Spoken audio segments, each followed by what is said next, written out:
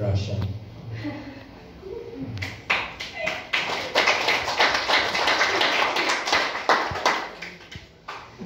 Mahilo ka.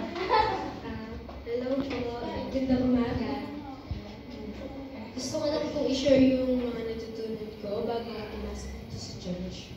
So, nung pumasok ako sa church dito, hindi ko po... Hello. Hindi po ako talaga nagdadasal. As in, wala akong dasal. Every time nakakain ako, hindi ako nagdadasal. So, kakain na lang ako ng walang dasal. Matutulog ako ng walang dasal. E di, bahala na ako, magigising kinabukasan. So, pag nagigising ako ng kinabukasan, thank you Lord, tas mahawak na lang ako ng cellphone.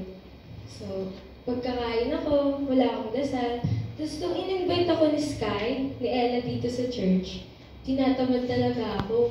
So, one time, sumubok ako, Friday, pumunta ako dito. So, na-meet ko si Pastor, tapos yung ibang mga kasama ko dito. So, ang saya ko kasi, mag-aaway pangaramdam ko nung pumasok ako dito kasi parang nakakawala ng problema. Tapos nung pumasok ako dito, nagtagal yung usapan namin. Naging masaya ako nung paglabas ko dito. Sabi ko pa nga po kay Ella, sa'yo pala dito, no? Sige, invite ako sa Sunday. So, nung pumasok ako nga nung Sunday dito, naramdaman ko ulit yung saya kasi nakita ko last Friday. Tapos nung habang tatagal ako dito sa church, nakikita ko yung pagbabago ko sa sarili ko. Tututo na akong magdasal, bago matulog, bago kumain, nagbabasa na ako ng Bible. Tapos nung sinabi ko yan kay Pastor, natuwa naman ako kasi nakita niya na may pagbabago sa akin, kagagawa ng church na to. Amen. Amen. Thankful ako kay God kasi nabago ako ng church na to. Hindi ko akalain mababago ako ng church. Kasi po talaga, since nung bata ako, makulit talaga ako, hindi ako nagdadasal. Tigas ang ulo. Nakikita din po ng magulang ko ang pagbabago sa aking sarili.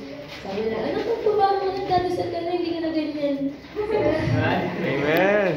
Nagdadasal ka na, hindi ka na, Yun po, nakikita na yung pagbabago nila sa akin.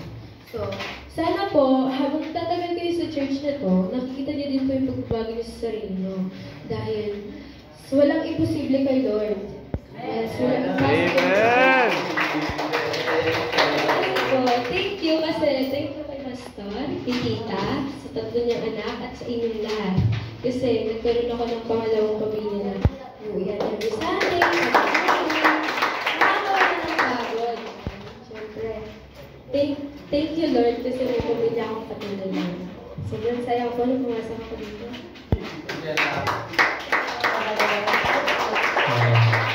Si Russian po ay isa sa mga leader ng mga kabataan ito. Mamaya nga pala, lahat ng leaders, alam niyo na kung sino kayo, meron po tayong meeting mamaya. Magpaiwan po kayo after ng worship service. May meeting po tayo, alam niyo na kung sino kayo.